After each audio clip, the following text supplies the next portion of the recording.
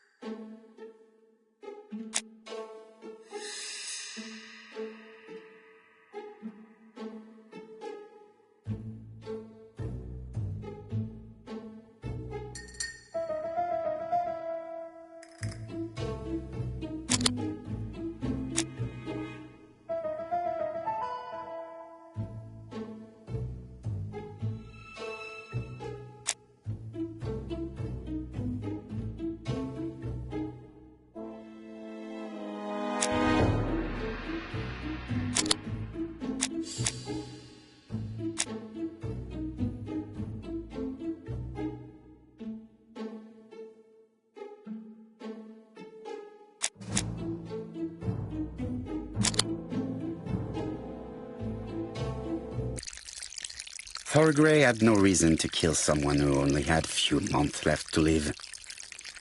The poison she ordered was for rats. The gardener must have made good use of it, considering the stinking remains on the path, not far from the property. I've finished here. I must put the skeleton key back and inform Hastings that I'm returning to London.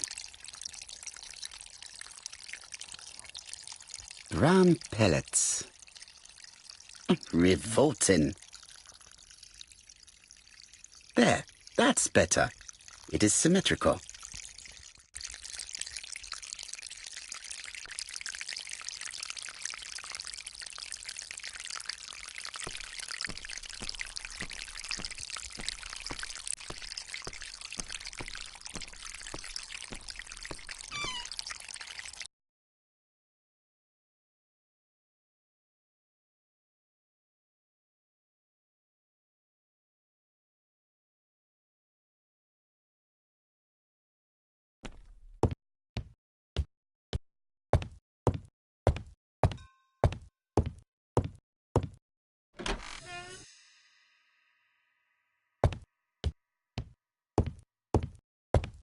I must put the skeleton key back and inform Hastings that I'm returning to London.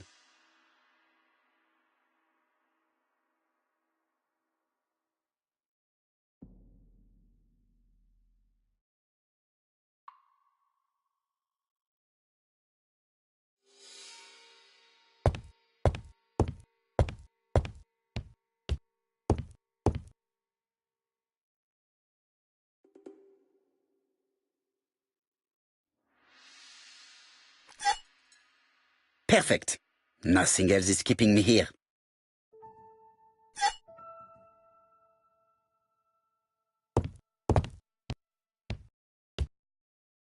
Hello, Hastings? I have finished in Charleston. I will take the first train. Tell me, do you know how to restore writing on a burned document? Yes, you just have to soak a cloth with a hydrochloric acid solution and rub the sheet of paper. Then the characters appear. Bien. You have been of great assistance, Hastings. Could you please order the solution as soon as possible? Of course, but what documents do you want to read? You will see, my friend. À ce soir.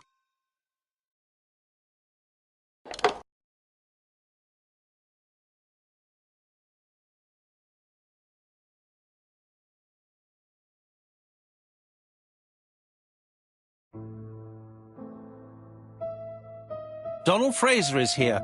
He insisted on waiting to see you.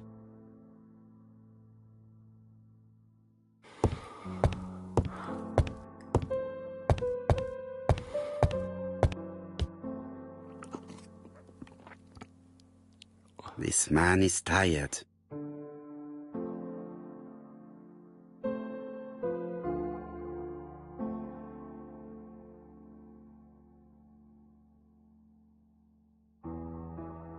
Donald is short of sleep, and it looks as if he didn't even bother to undress before going to bed.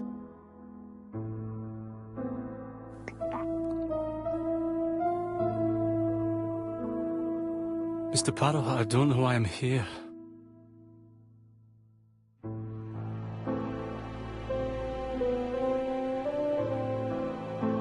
You wanted to talk, and you came to find the only man capable of hearing you.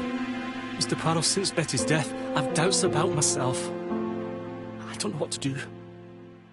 And I keep having a horrible dream 3 nights in a row. Have a drink, and tell me about this dream.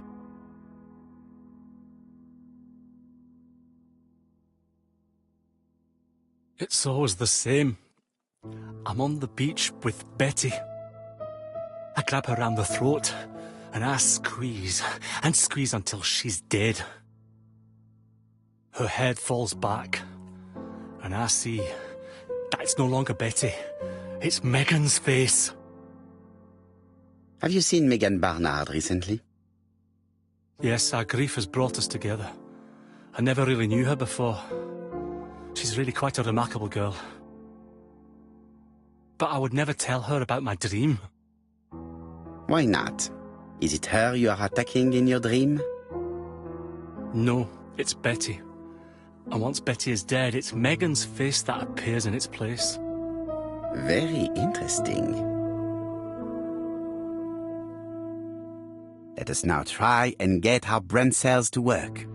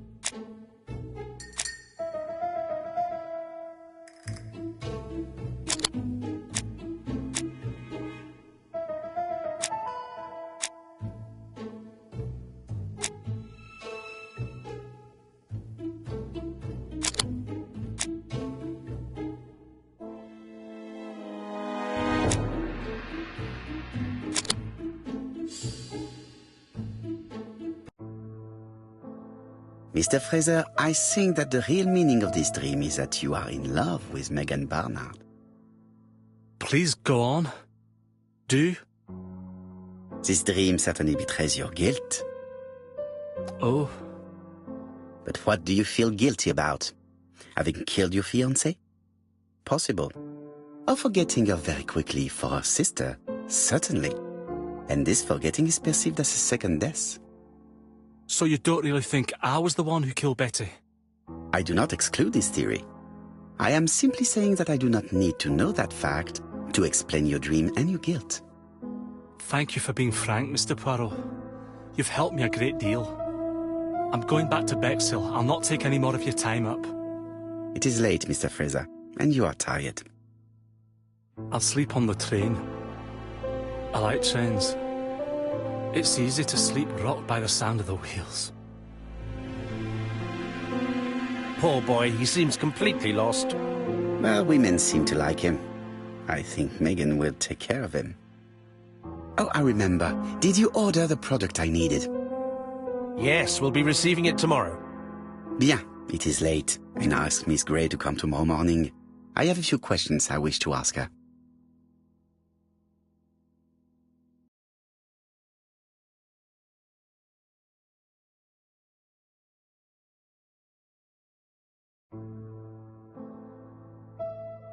Mademoiselle, I asked you here in order to answer a very important question.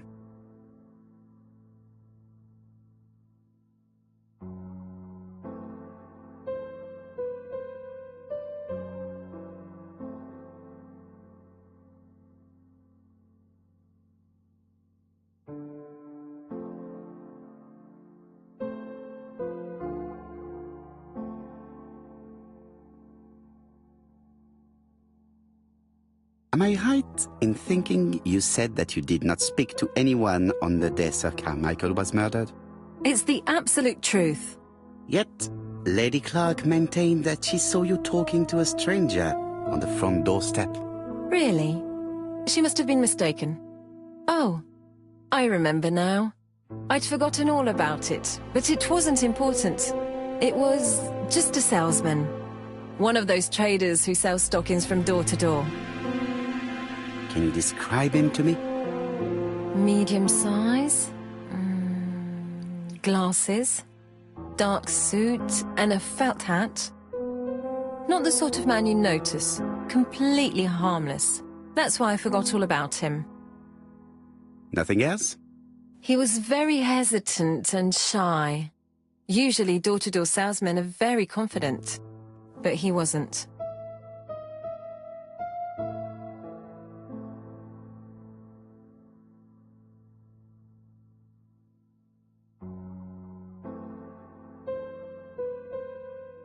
You did not leave Churston willingly, I believe. I don't wish to lie. Lady Clark did not appreciate my presence. And Franklin could not go against the wishes of a sick lady. He is a good man, and he worries a great deal about his sister-in-law. I noticed that you left some personal belongings behind at Churston.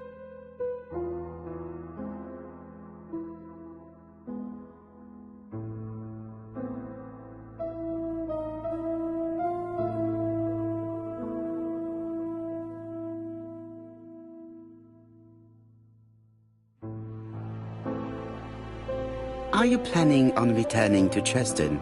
Who knows what the future holds? Bien. I must ask you one last question. Please reply frankly with either yes or no. If Lady Clark had died, would you have agreed to marry Sir Carmichael if he'd asked you? How dare you ask such a question? Sir Carmichael treated me just like his daughter. And all that I ever felt him was affection and gratitude, nothing else. Thank you, mademoiselle. I will not keep you any longer.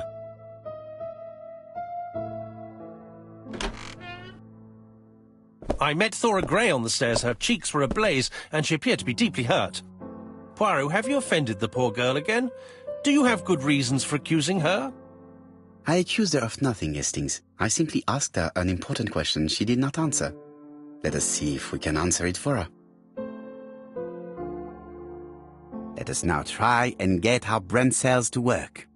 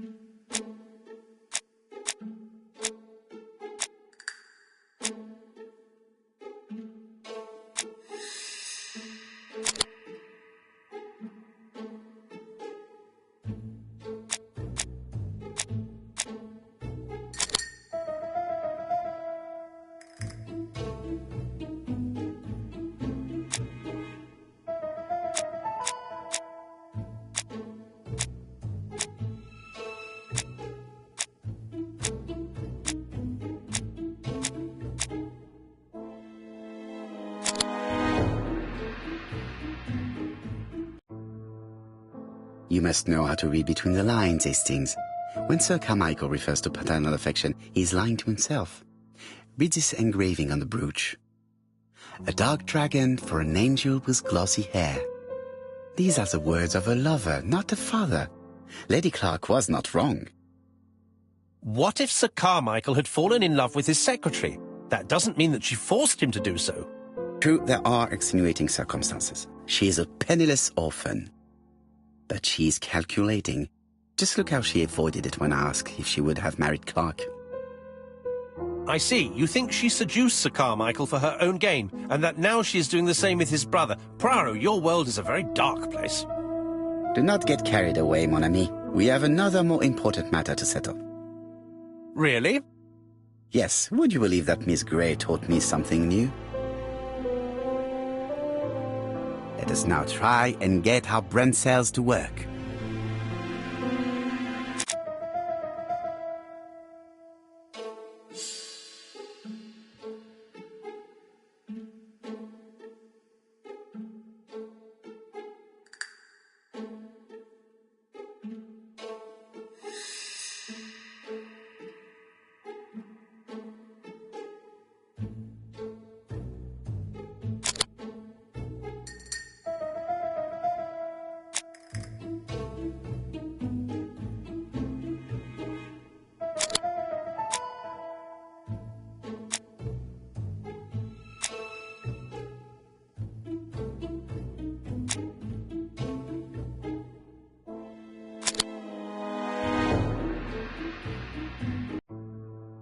It's perfectly clear, Hastings, perfectly clear. Indeed, a stocking seller visited Andover, Bexhill and Churston on the day of each murder. We have our suspect. This should be of interest to Jop.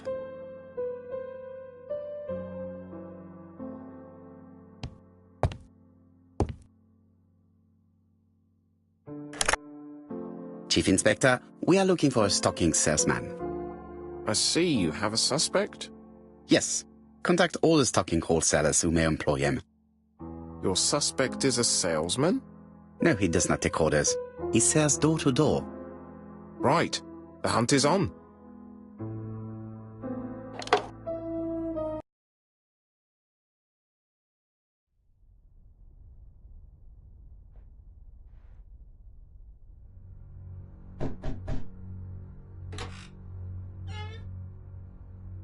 Are you leaving, Mr. Cust? Yes, I'm going to Cheltenham. You shouldn't travel today. You don't look very well. I have to. I have engagements. I must respect them.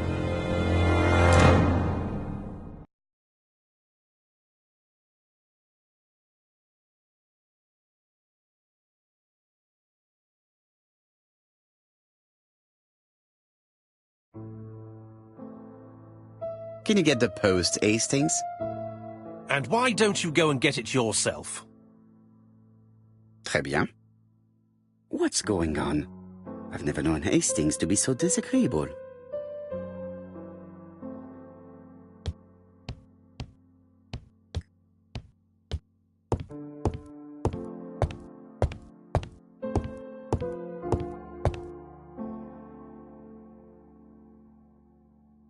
Poor Mr. Poirot. I'm quite sorry for you. If at first you don't succeed, try again. We've a long way to go still. Typery? No, that comes later. Letter T. The next little incident will take place in Doncaster on September 11th. So long, ABC. I should compare this letter with the one on my desk which I received earlier to see if it does indeed come from the same person.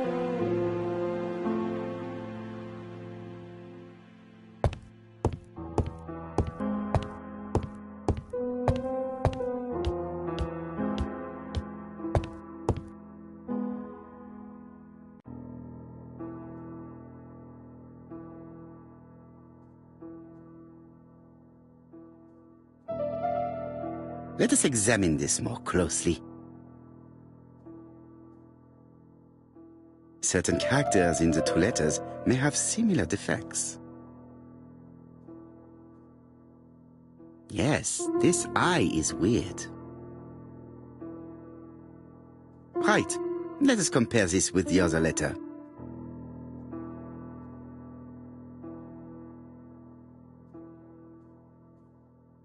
Yes, the I characters in the two letters do indeed have the same defects. I have to find some other similar defects to confirm my theory.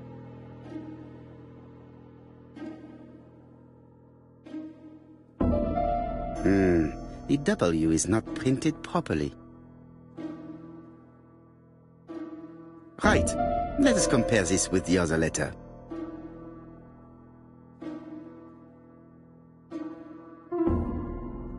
Of course, the W characters in the two letters do indeed have the same defects. I have to find some other similar defects to confirm my theory.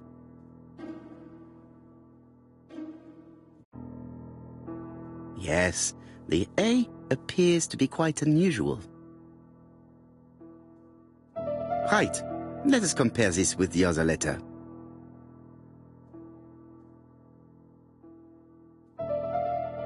That's right. The A characters in the two letters do indeed have the same defects. My theory was right. These two letters were written with the same typewriter. Hastings, he strikes tomorrow. Chief Inspector Japp? He's on another line. Can I take a message? Yes, please, mademoiselle. It is from Hercule Poirot. Tell him ABC strikes tomorrow in Doncaster. He must call me back. Very well, sir. Bien, now I'm going to see what I can find from these burnt documents. I've received the product I need. Hastings, if you do not mind, I would like you to take a few notes. Yes, yes.